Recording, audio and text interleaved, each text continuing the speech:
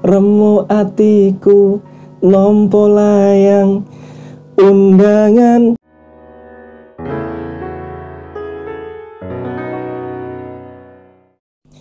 Assalamualaikum warahmatullahi wabarakatuh. Selamat datang kembali di Rehat Ngaji. Ya ngaji, ya ngopi. Kalau Anda capek, penat ngaji, maka rehatlah di sini. Baik. Pada kesempatan kali ini kita akan membahas satu tema yang lumayan menarik, yaitu mengenai sebenarnya boleh nggak sih perempuan itu pelamar duluan? Baik. Mengenai pertanyaan ini, mari kita bahas.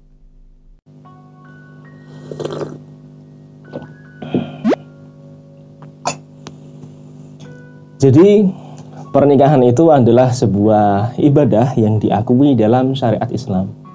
Jadi, untuk menghalalkan hubungan antara pria dan wanita agar tidak terjerumus kepada perbuatan yang dilarang oleh syariat, maka di sana ada pintu yang namanya pernikahan.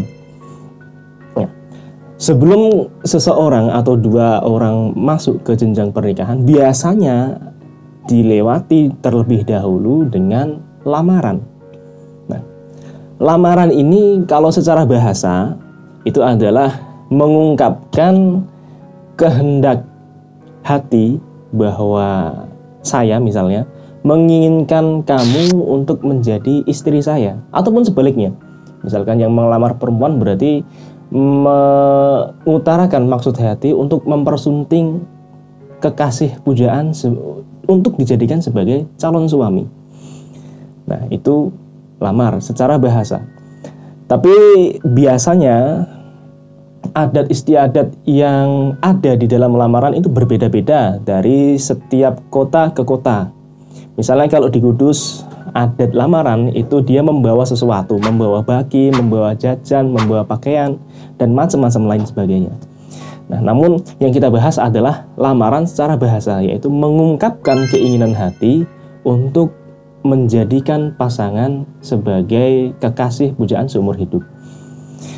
Saya pernah punya cerita, teman saya laki-laki, teman satu kamar dulu waktu kuliah.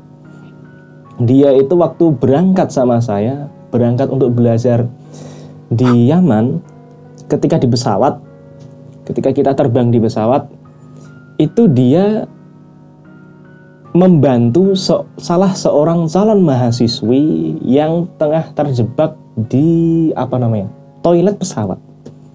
Ya, singkat cerita, teman saya ini yang laki-laki berhasil membantu calon mahasiswi ini. Kemudian mahasiswi ini memberi tanda terima kasih berupa jam tangan. Ya.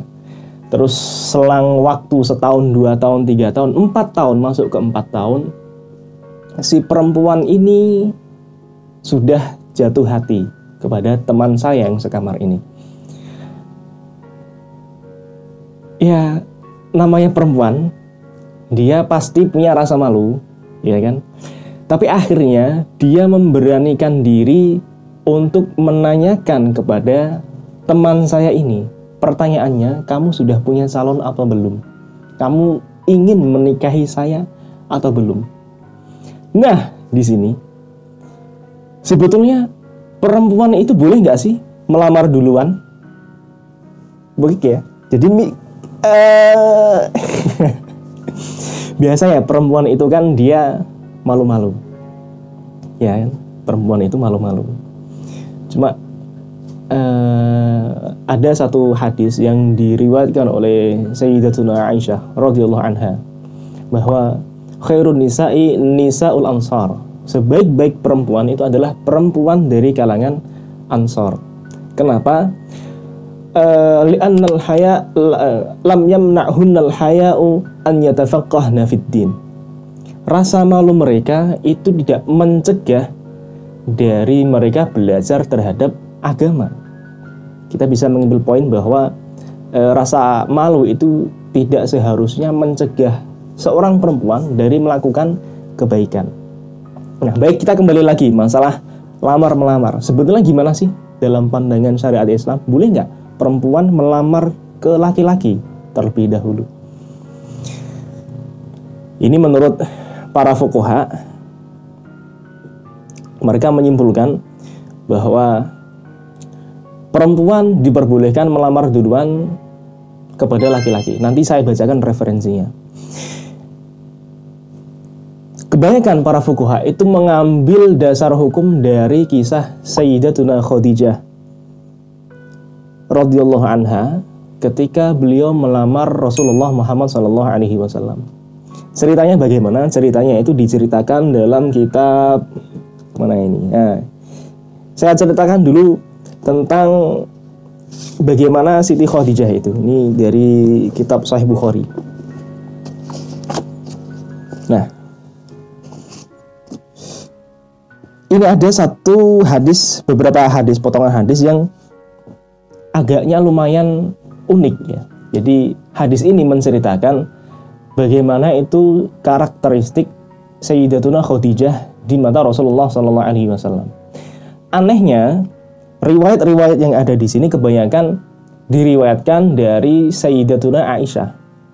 Dan lebih menggelitiknya lagi, riwayat itu diceritakan dalam nada kecemburuan.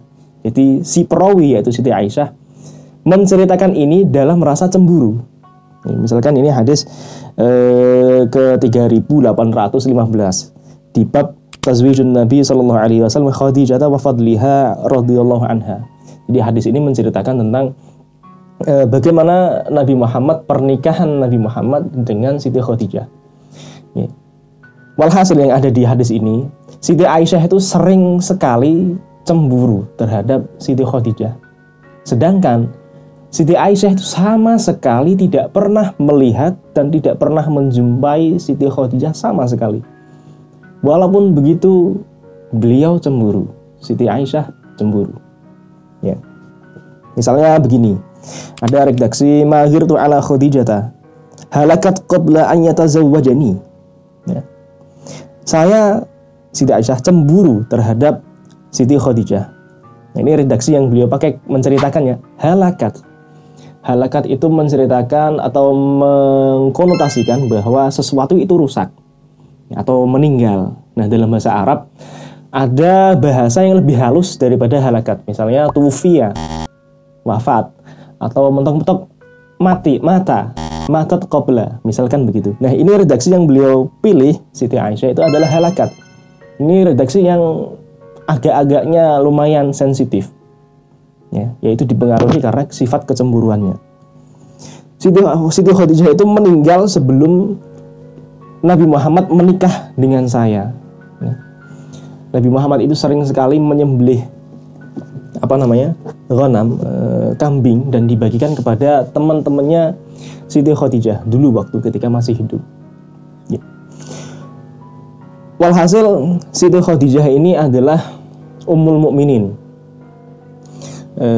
An-Nabiyyu aula wa azwajuhu ummahatuhum.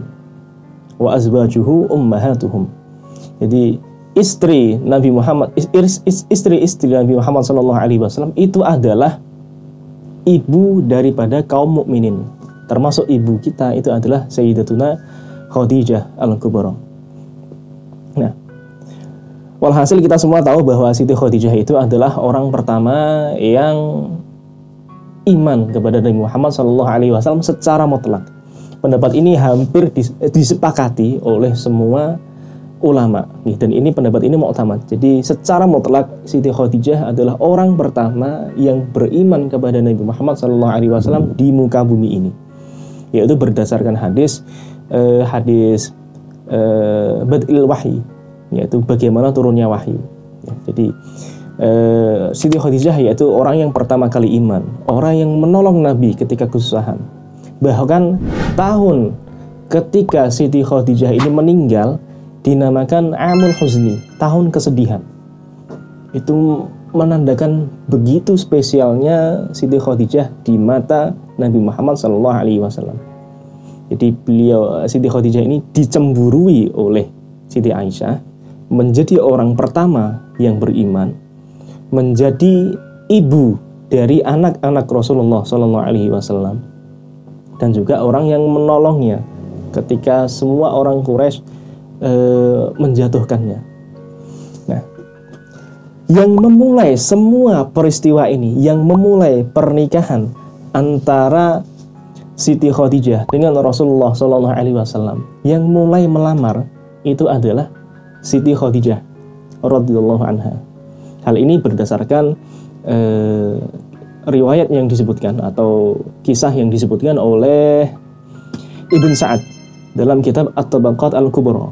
Beliau di situ menyebutkan bahwa dulu ketika Nabi Muhammad itu berdagang ke Syam, kan beliau berdagang menjual barang-barang dagangannya Siti Khadijah. Dan ada salah satu khodimnya Siti Khadijah yang bernama Maisarah, itu menceritakan bagaimana sifat baiknya seorang pemuda yang bernama Muhammad bin Abdullah. Dengan sifat baik ini diceritakan kepada Siti Khadijah, maka tertariklah hati Siti Khadijah. Kemudian atas dasar tertarik itu, atas dasar kebaikan itu yang ada di hati Siti Khadijah, beliau dululah yang menyatakan ingin menikah, yaitu beliau utarakan lewat siapa yang bernama Nafisah binti Maniyah. Jadi beliau utus seseorang yang bernama Nafisah binti Maniyah ini kepada Rasulullah SAW untuk mengutarakan bahwa sebetulnya saya itu ingin menjadikan yang bernama Muhammad bin Abdullah ini sebagai suami. Nah, jadi begitu ceritanya. Oke, bentar, ngopi dulu.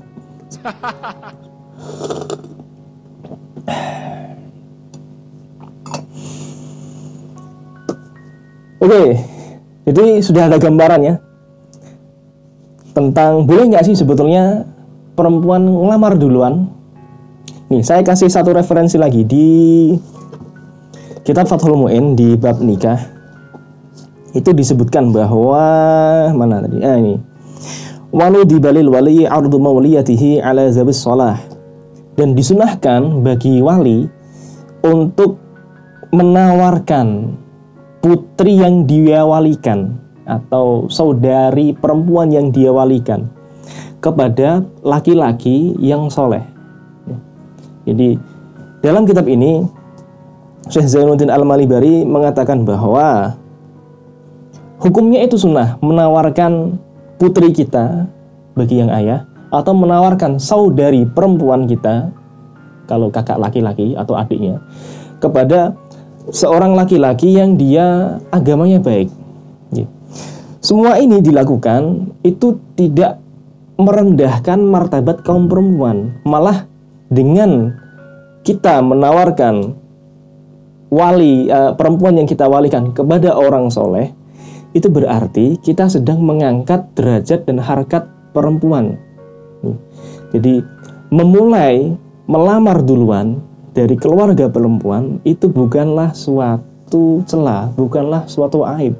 Malah itulah yang dilakukan oleh Sayyidatuna Khadijah Al-Kubra. Ya. Mending dilamar duluan daripada nanti nyesel belakangan. Kalau kata Mbak Happy Asmara, apa? Remu atiku nompo layang undangan rapimu. Daripada nanti nyanyi nyesel seperti itu di belakangan, mending lamar sekarang, ya. Jadi sekian dari saya, semoga bermanfaat dan sampai jumpa lagi di video berikutnya. Assalamualaikum warahmatullahi wabarakatuh.